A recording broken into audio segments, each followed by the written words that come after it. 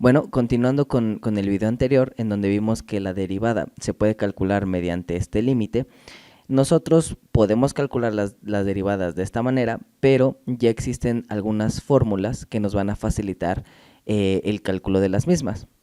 Para los ejercicios que vamos a estar resolviendo, vamos a ocupar el siguiente formulario, en el cual tenemos las fórmulas principales que nos van a ayudar a poder resolver una gran variedad de derivadas. Tiene cierta nomenclatura. Recordemos que una función está dada por f de x o y. En este caso, todas las fórmulas, si se dan cuenta, no están como f de x, sino están como y. Y la derivada se denota como y'. Y' significa a la y ponerle un apóstrofe y así indicamos que estamos derivando la función y. Ok, entonces, por ejemplo, la primera fórmula me dice que y es igual a c. C aquí va a ser igual a una constante y puede ser cualquier número racional. Es decir, el 5 siempre va a ser 5, el 6 siempre va a ser 6, el 10 siempre va a ser 10. Quiere decir que todos los números racionales son constantes.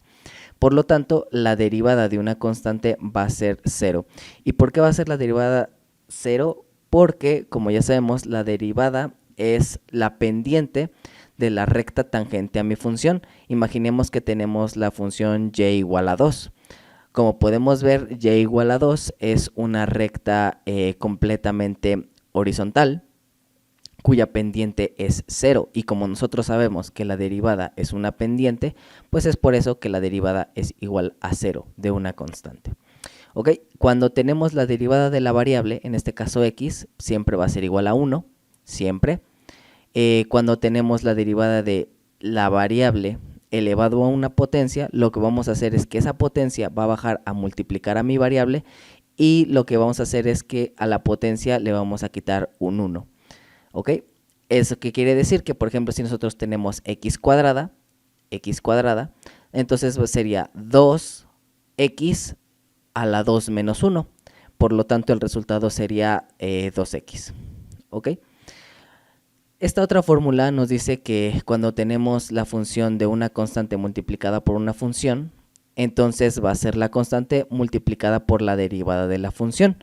Significa que, por ejemplo, vamos a tener 2x cuadrada, entonces tendríamos 2 por la derivada de x cuadrada. ¿Y quién sería la derivada de x cuadrada? Bueno, pues ocuparíamos esta tercera fórmula, x a la 2.